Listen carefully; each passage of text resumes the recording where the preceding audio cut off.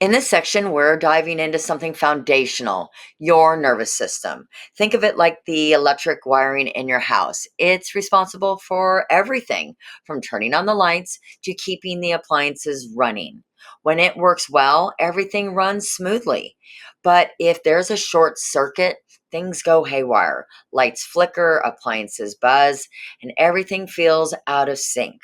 Well, that's exactly what trauma does to our nervous system. It overloads it, and suddenly nothing feels quite right. Trauma disrupts that balance, and instead of smoothly transitioning from states of calm and alertness, our systems just get stuck. It gets stuck in that overdrive or completely shut down. You might notice this when you feel constantly on edge, easily startled, or even emotionally numb.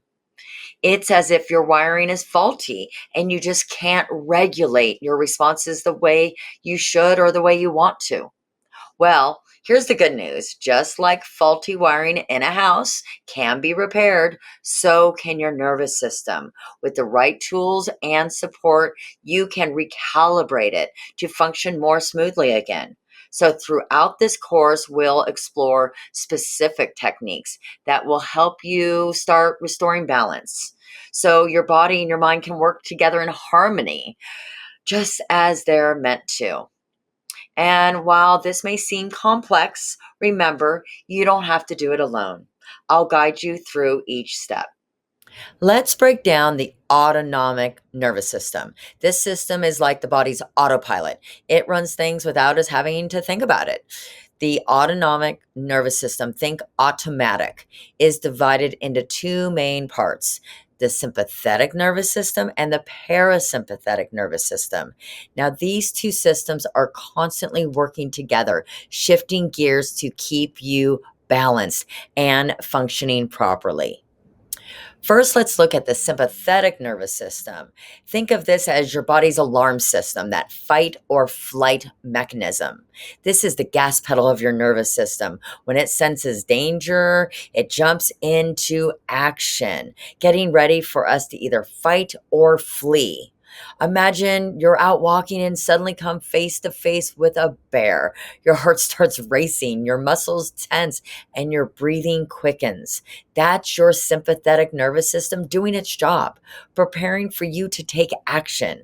But here's where trauma complicates things.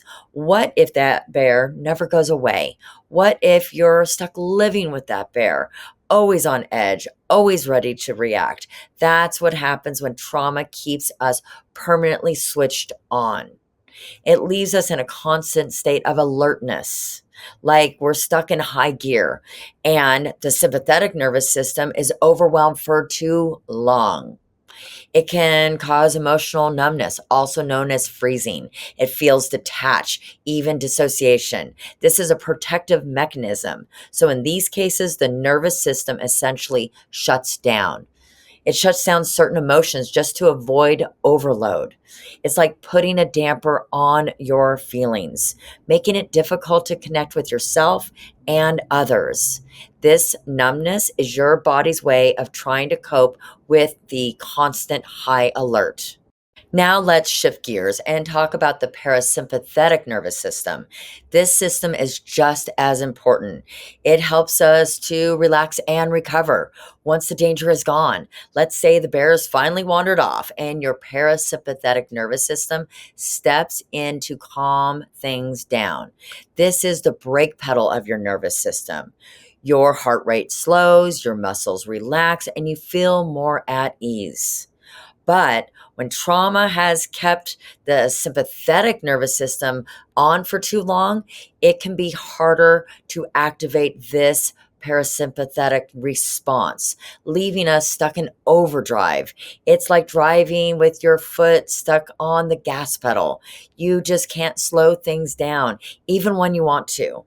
The balance between action and rest is essential for our overall well being. So, when the parasympathetic nervous system steps in, it's like finally taking your foot off the gas pedal, allowing your body to coast into a place of calm.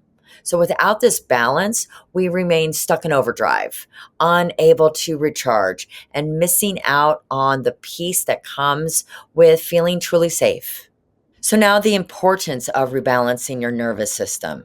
So, throughout this course, we're going to learn practical, hands on techniques to help you restore this balance in your nervous system. The tools we'll explore are designed to calm your body, soothe your mind, and help your nervous system shift from that constant state of alertness back to a state of rest and recovery. As we move through this course, keep in mind that it's all about practice, learning to work with your body, understanding its signals, and applying these techniques regularly. Over time, you'll notice how your system becomes more flexible, able to shift out of that survival mode and back into balance where it's needed most.